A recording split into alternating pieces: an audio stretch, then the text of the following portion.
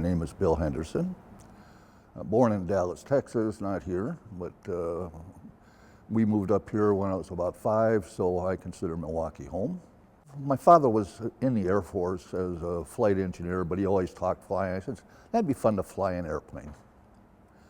You know, my wife looked at me and said, you're crazy. I said, you know, you don't want to go to war.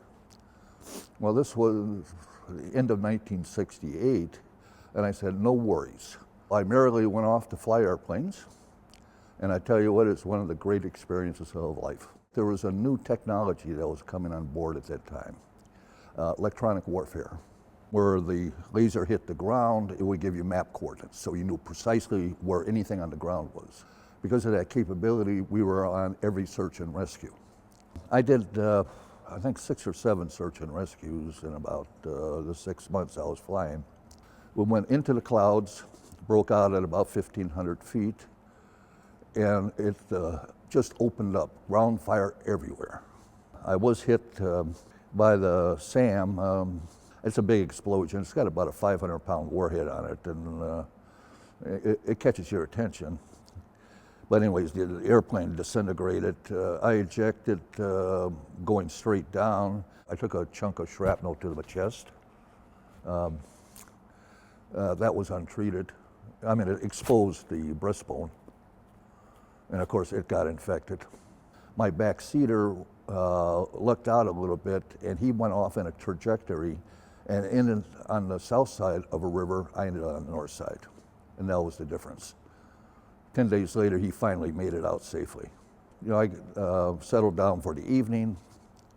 About 9 o'clock, a squad of Vietnamese came into this little field that I was facing. This one guy came directly at me. Now keep in mind, I'm covered with vines and leaves and all that kind of things, and it's, you know, pitch black out. He comes right up to me and he starts pulling the leaves off. You know, I'm sitting here, I got my trusty 38 caliber 5-shooter, and there's 11 of them with AKs. I said, nah, that ain't gonna work. But in any case, I just scared the living shit out of him, pardon the language there. And he just, eyes went wide when he saw me. He almost did a backflip out. He yelled, everybody went to the ground, and that was it.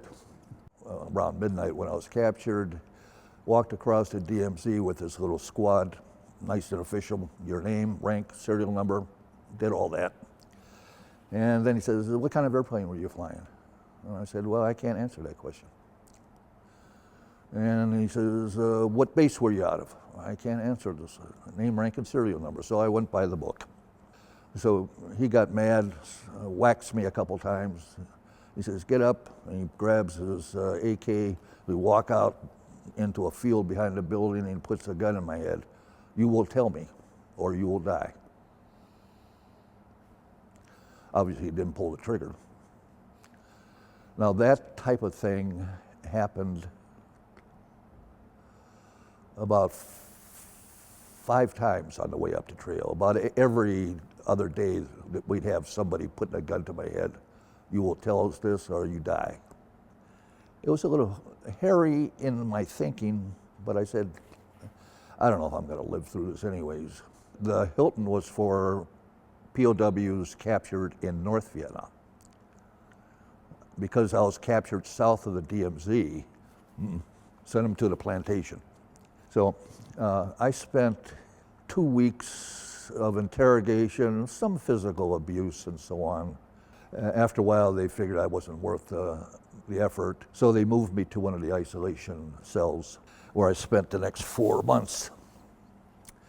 And of course, I was getting into summer, and these things had no ventilation, and you know, they get 120 degrees every day.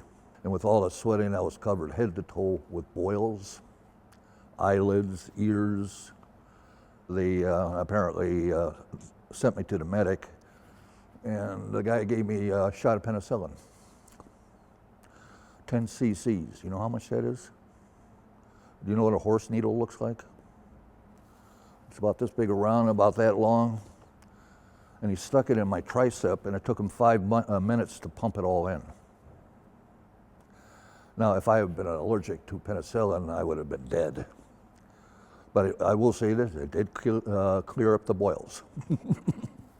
The rats could get in there, that was good, but the ones I really liked, there's a Vietnamese jumping spider, about the size of your hand, and they literally can jump. And having those things scurrying around on the floor made me very squeamish. But the way you communicated is you wrote your message. When you went out there, you saw somebody's shorts hanging and you stuck it in there. So that's how information moved around the camp. But I was sitting down there, leaning on the wall, and I said, oh, what's this in my shorts? It turned out it was our camp commander, Colonel Guy, I think his name was. He'd been in solitary for 4 years. I mean, he was a tough old nut. But anyways, he says, well, welcome to the plantation. I want you to know that you are loved. Who won the World Series?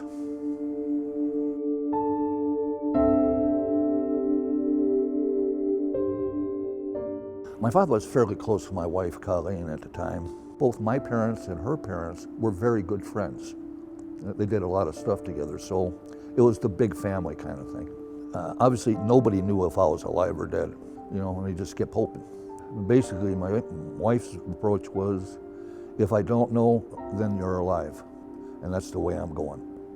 We arrived on time. I come down the stairs. There's 2 generals standing there, my wife and my daughters. So yeah, I got off there, I saluted the generals, they shook my hand, and I got to give my wife a big hug.